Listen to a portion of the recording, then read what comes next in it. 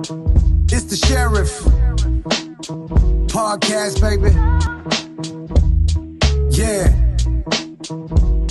It's the Sheriff, AHL Man of the Year.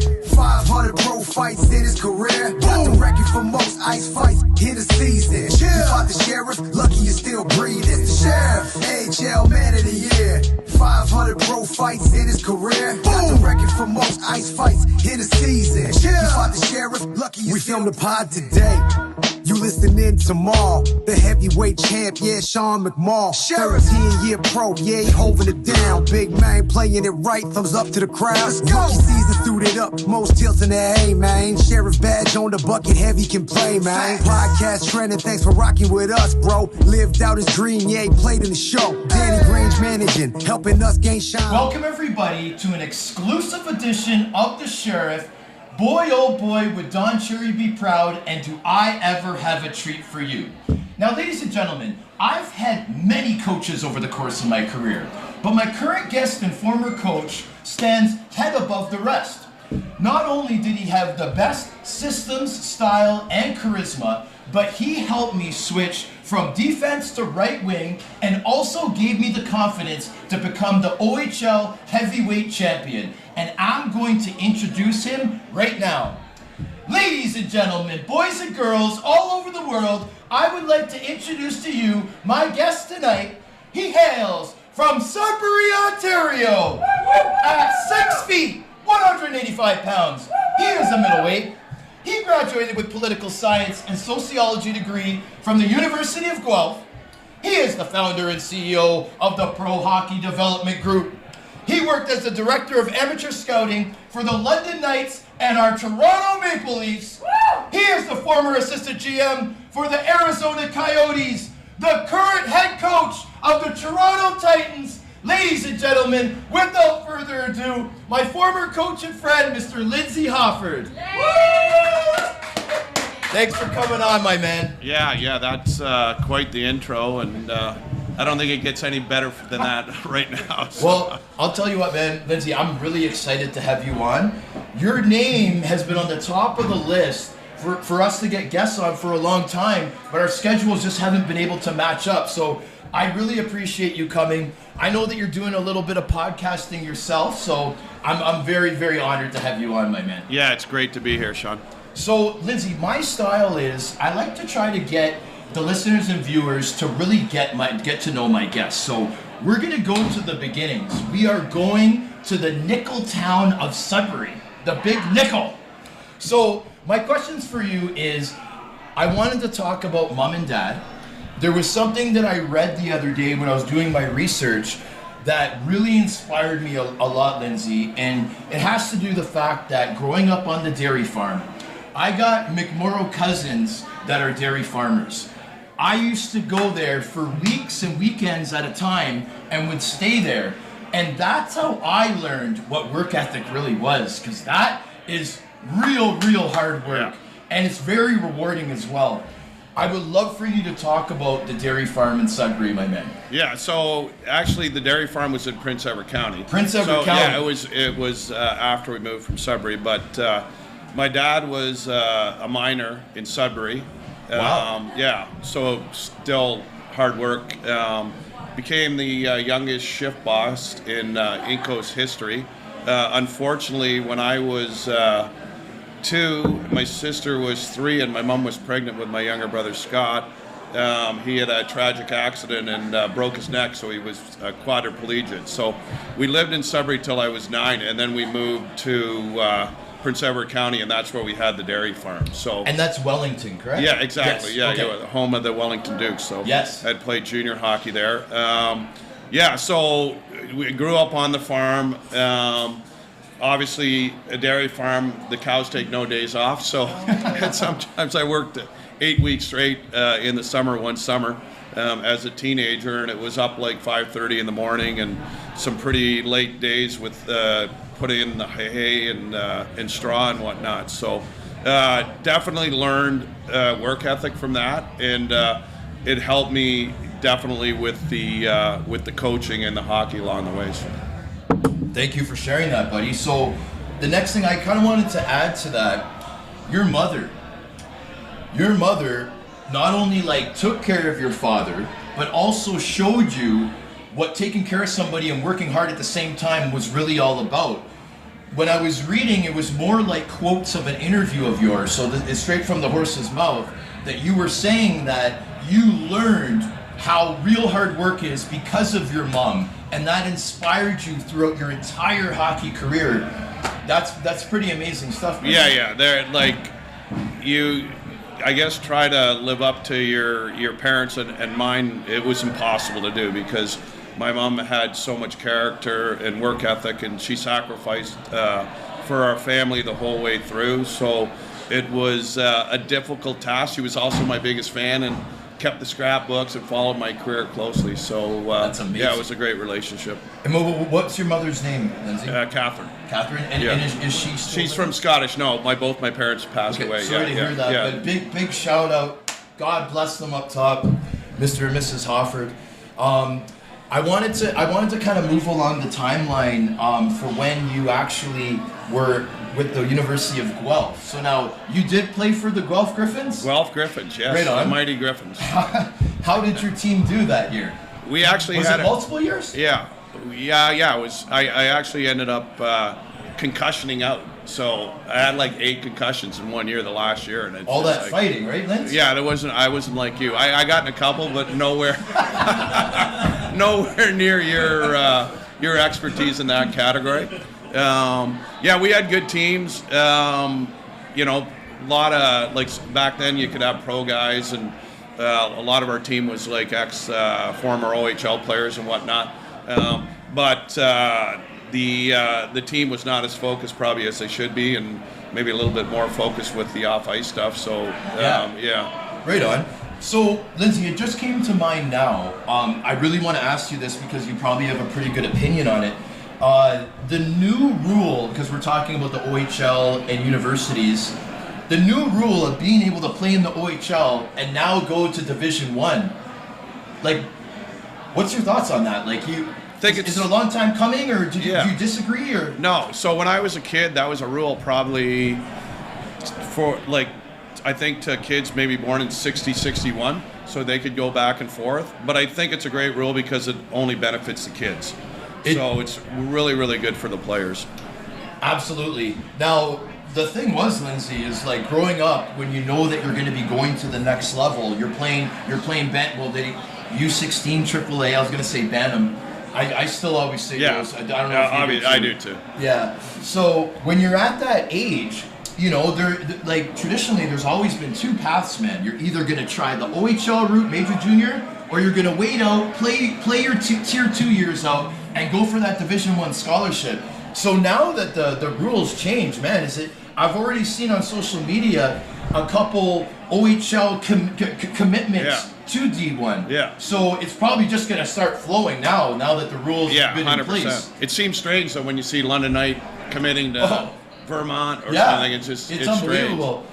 I'll tell you one thing though, those D1 schools that are taking in these OHL players, they're getting some heck of players now that are developed to a certain point that they would have never gotten to at the tier 2 level. So I think it's a huge advantage for the schools. Yeah, and I think it makes the overall product in the NCAA much better. Because you're getting now rookies coming in at 20 years old that are, like you said, seasoned hockey players. Seasoned vets.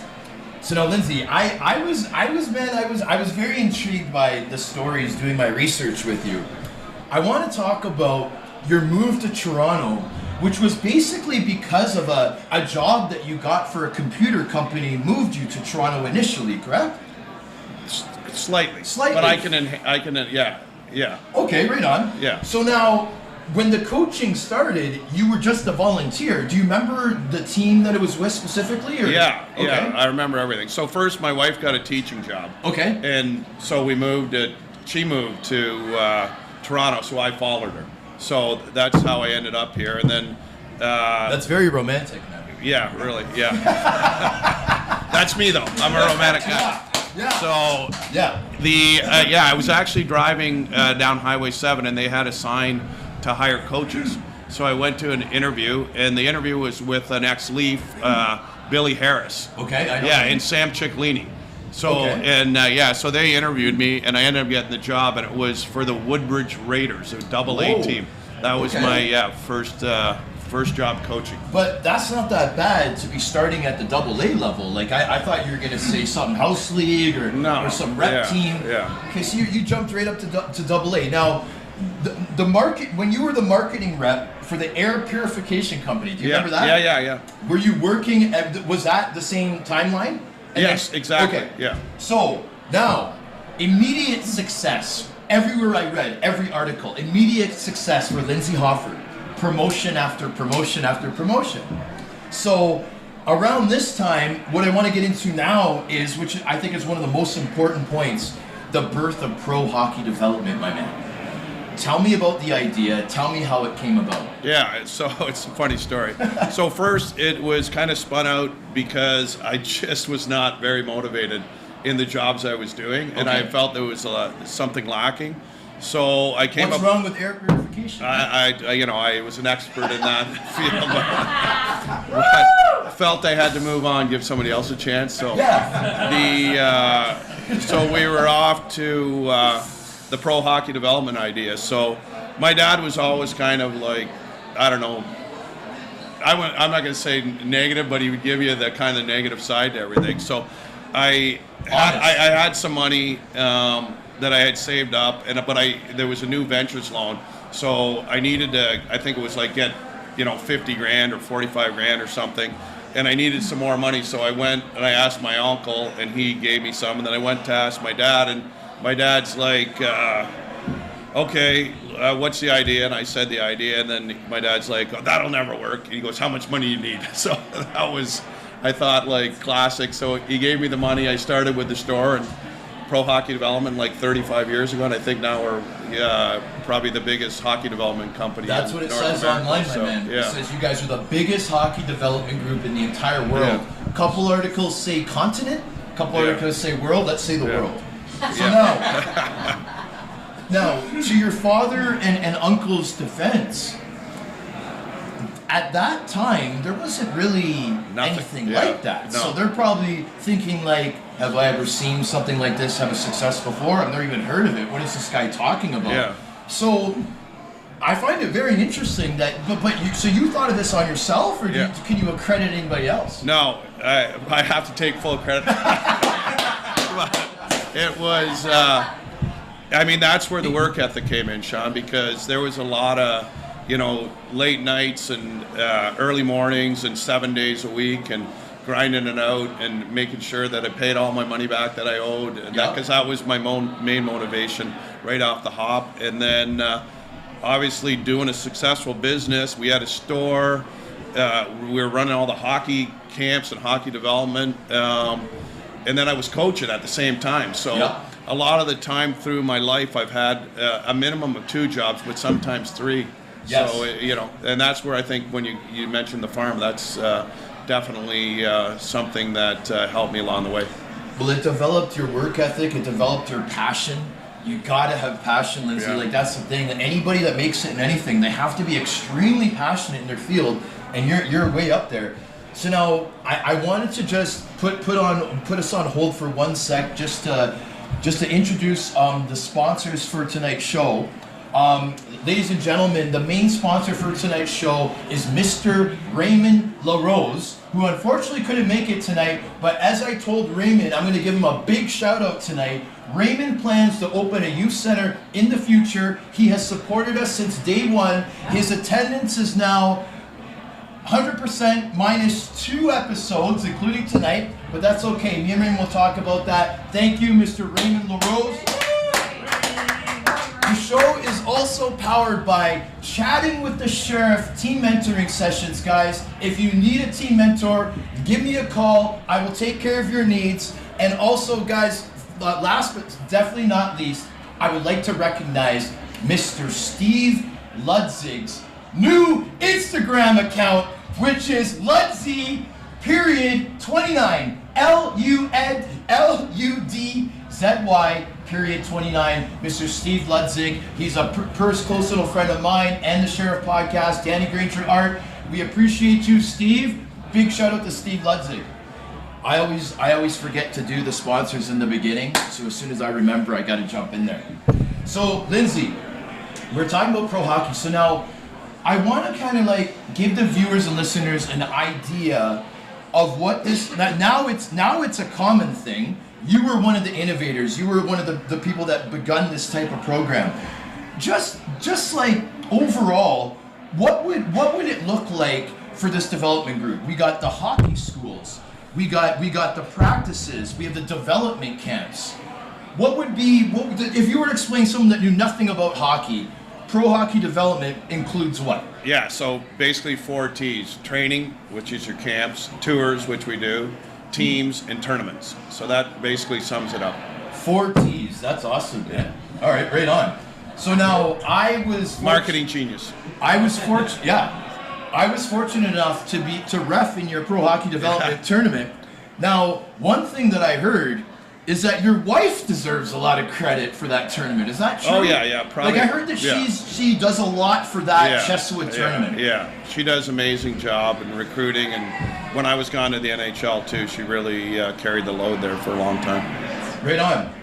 Big shout out to Mrs. Hofford. Oh, well, what's your wife's first name? Vicky. Vicky Hofford, big shout out to you. Yes, thank you very much. Big shout out. All right, so we're gonna move right into. I'm gonna go back to your family for a second, okay? Because the work ethic is one thing, but showing an example is the other. Now, you have 4 children, correct? Correct. Okay.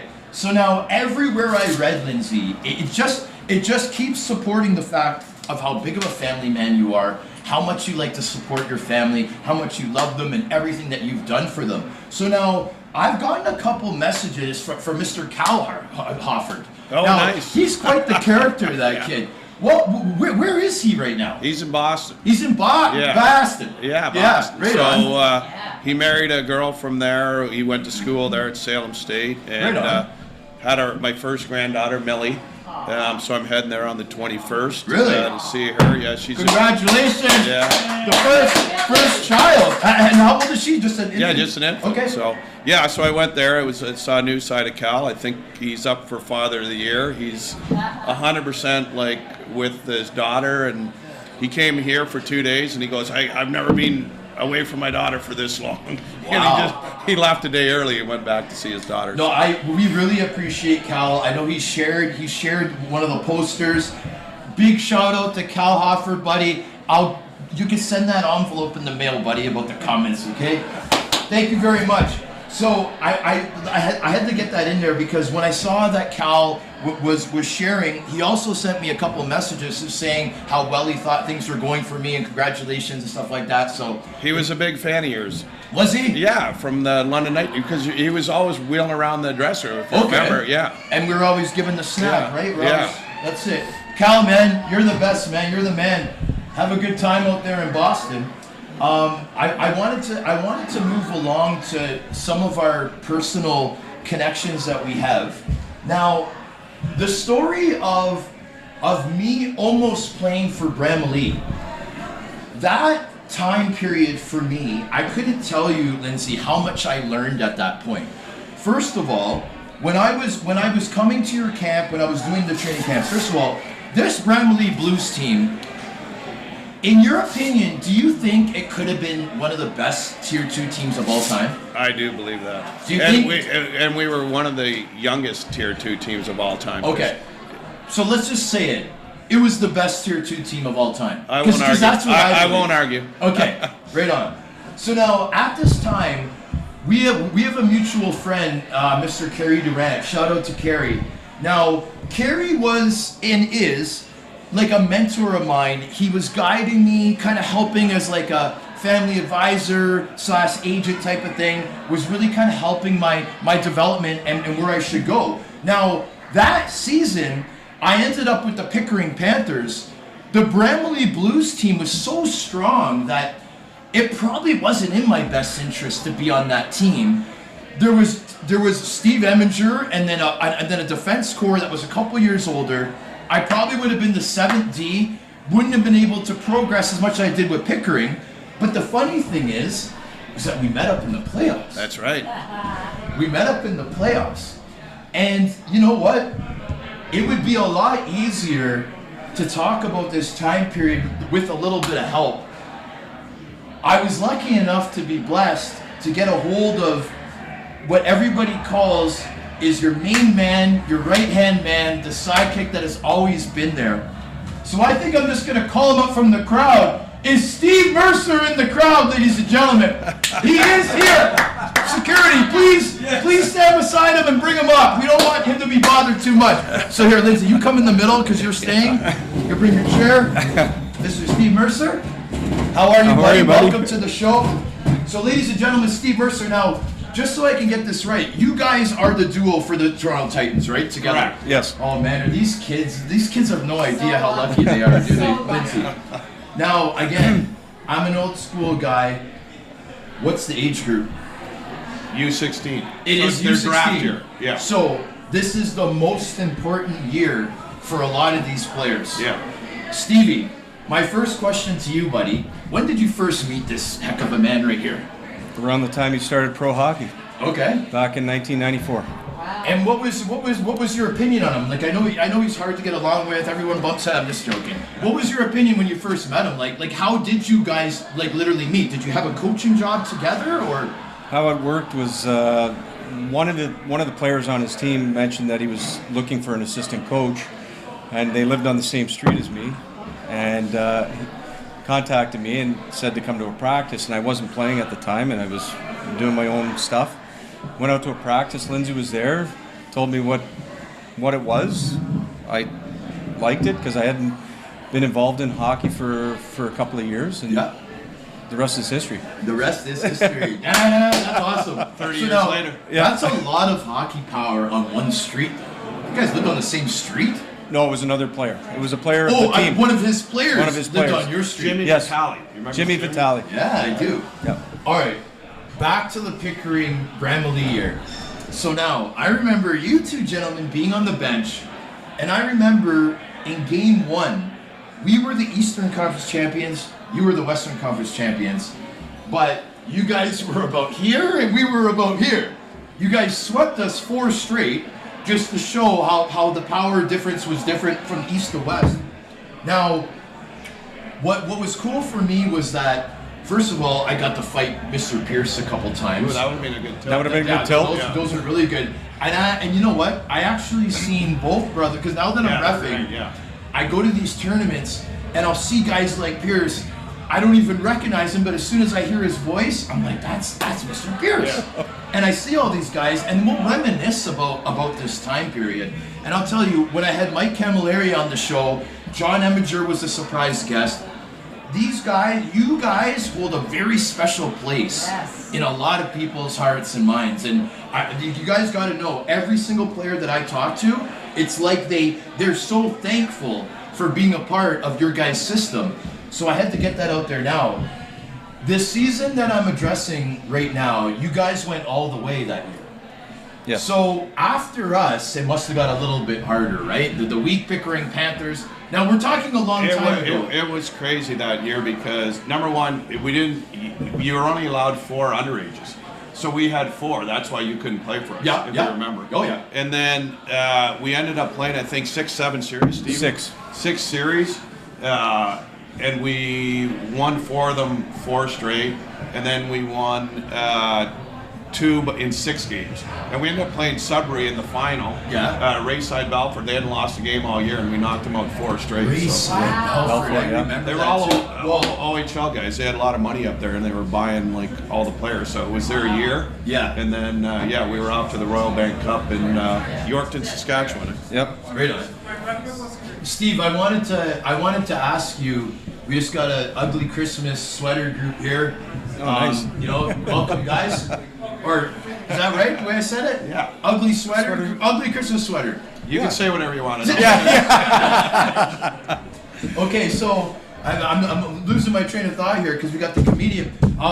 So that year, I want to talk to you about guys that were on the team. So we got Orfiama, we got Camilleri, we got Aquino, Steve Eminger. Being the assistant coach, the assistant coaches kind of run practice a little bit more than the head coaches. The head coaches will oversee it. You guys will do the drills. What was it like having players like that, man? Like, they all... Just to set the record, Lindsay runs the practices. We critique the practices while he's running the practices. However, but the skill level of that team, because we were there for 4 years in Bramley, and that was the 4th year. Okay. And that was the fourth last year. Yeah. Okay, so wow. Having got to that point, it was a long road to get there. We had some very successful teams leading up to that, but having the guys there for 2 and 3 years. Guys like Kyle Amiot. Kyle Amiot was there for 4. Yep. And Eminger Johnny was there for 2. Yep. And Stevie was there. Was he there for 1? Just, yeah, he for was the 1 like because he was 15. young. Yeah, he was 15 years old. One and done. Yeah, and then Camilleri was there for a couple of years, so the caliber of play was exceptional. So it was really a treat, not recognizing and realizing how great it was at the time, until you sit back and reflect on it. Yes. It was amazing. What about that barn?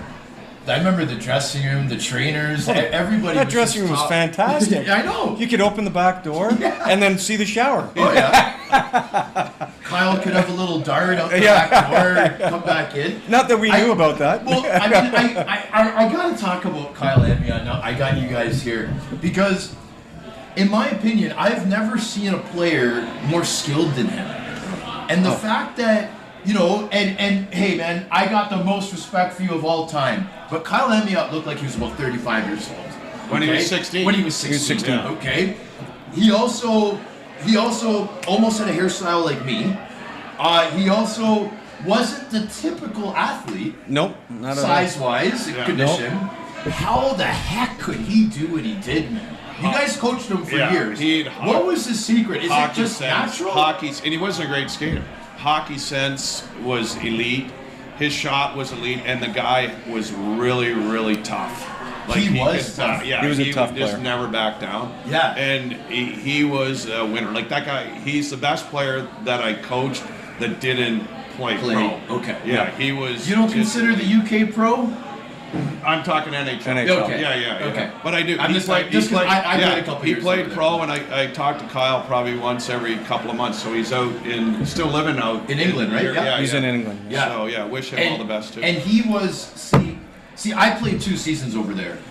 I believe he went to the second league over there that had Manchester in them at the time. Yeah. Now, I think he's like an all-time leader. Yeah, he is. In points, and Yeah. he went over there, became an absolute legend, met a nice English girl, and just stayed. Yeah. And the funny thing is that is actually kind of a common theme for players, especially if they meet like a nice girl just to stay over there. Sure. Now, have you guys seen him since?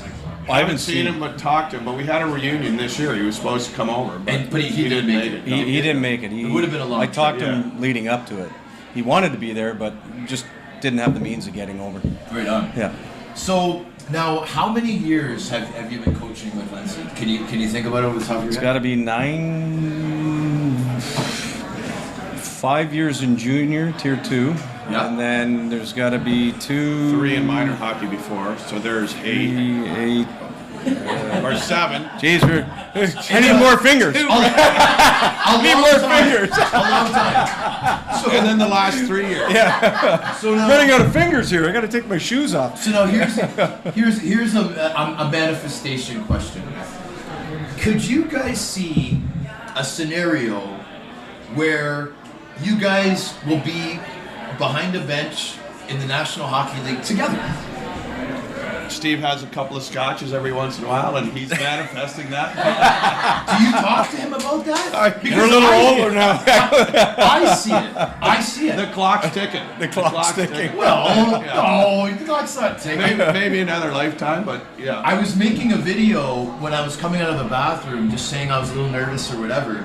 And I was talking about you, and the funny thing is, Lindsay, you look exactly the same, Steve. It's not like Yeah. you look exactly the same as you did 20 years ago, buddy. I don't know what 100%. you're doing, but it's working. It's the creams. No, but Steve, am I lying? So I agree. You might look even younger, but am I lying about this? You are 100%. You just killed the compliment. I was feeling good about myself. Then you said Steve looked the same. So. Well, I have this idea where I don't know, man. It's blue and white. I think it might be the Toronto Maple Leafs, maybe the Tampa Bay Lightning. I don't know, man, but I just see you. I like your crystal ball, though. You like your crystal ball? Yeah, I'm hoping more for Tampa Bay. Yeah. Tampa's supposed to be one of the best spots. Media and weather. But anyway, Stevie, I had to call you up. To be honest, I was talking to Mr. Kerry Durant, and I'm just like, Kerry, who do you think would be a good guy to bring up for Lindsay Hofford's episode right away?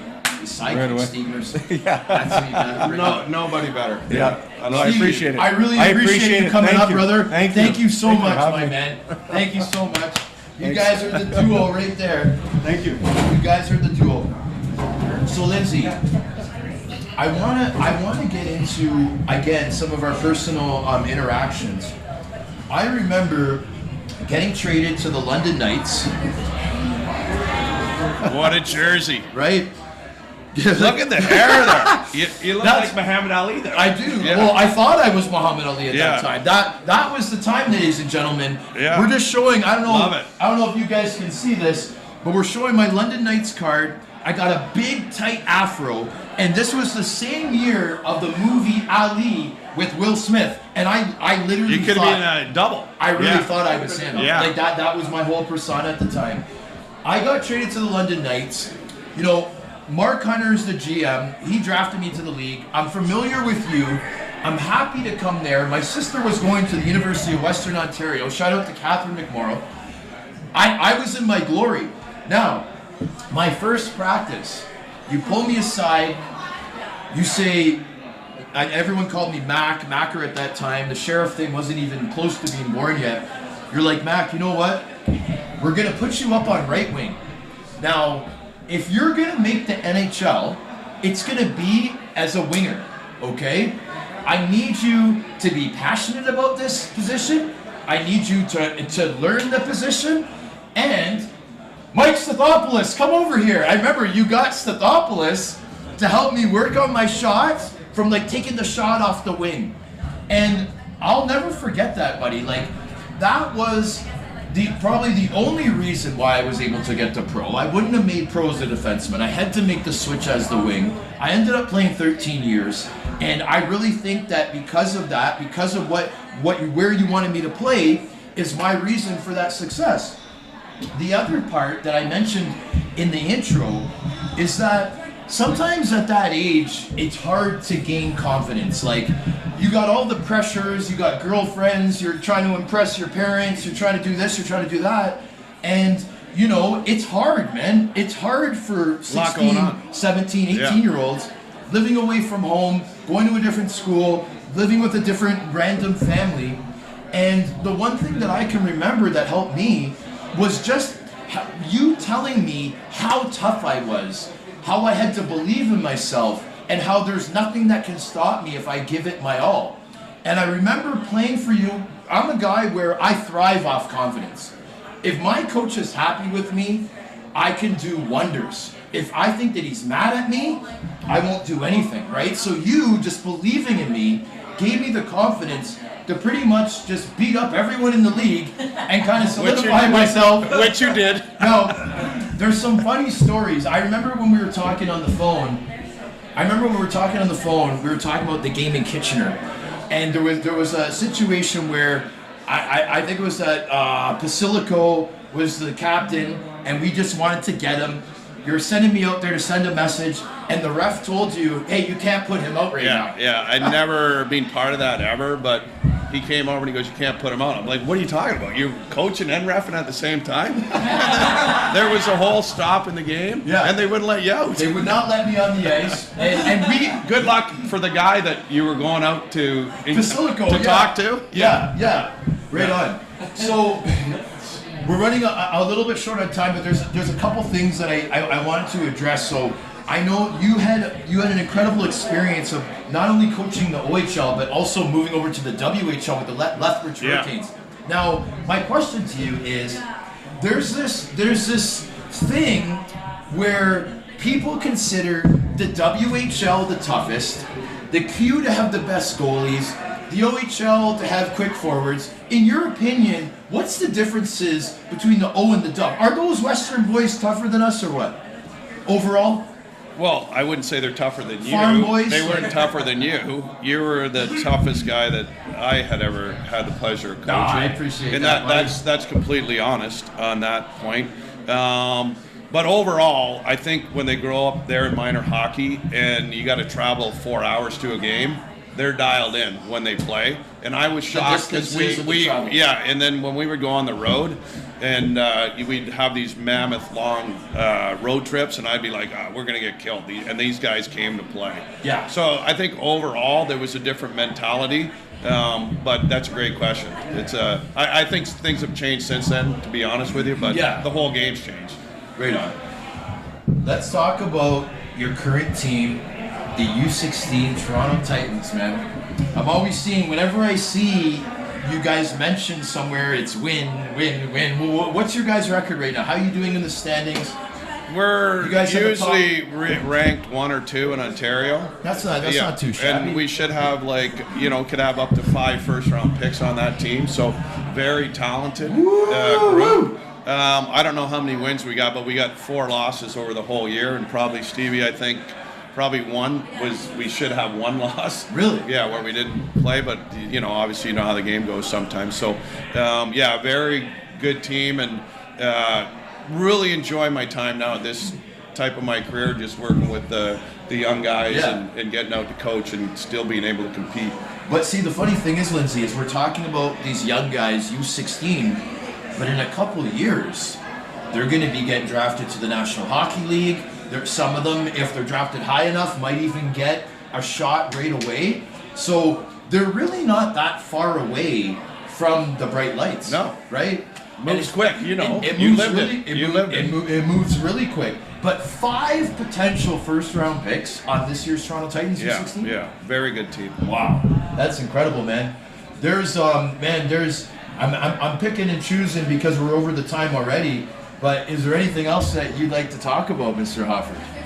I got just one story on Sean that I think I should share. We were playing in Kingston, and it was a battle of the 2 heavyweights. Woo, Mr. Brett Cloutier. Brett Cloutier. Oh. And Sean was all jacked up for this game, so I remember they that. square off in front of the Kingston bench, and Sean's doing pretty well, just having his way with Mr. Cloutier. And then Sean decides to look at the bench, blow a bubble. Point! Yeah, point. And you were chewing gum, too. And then I think it was like this. Yeah.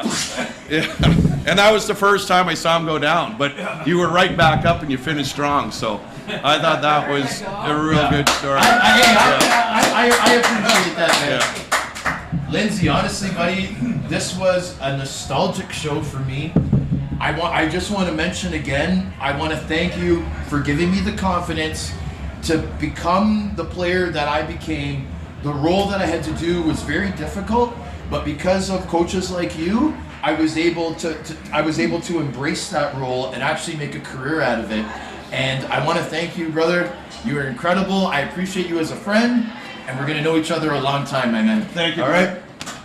Thank you for coming on, man. Great to see you again, and pleasure to see your mom again. I haven't seen her shout out to Sheila McMorrow. Sheila was a great lady, or is a great lady, and it was awesome to see her. Yes, and you know what? She's been there every single time for hockey, and I attribute everything to her as well. You're a good man. I want to thank the viewers and listeners for tuning in to another episode of The Sheriff. We'll see you guys next time. Woo! Thank you, buddy. You're really good at this, eh? For when the sheriff finishes.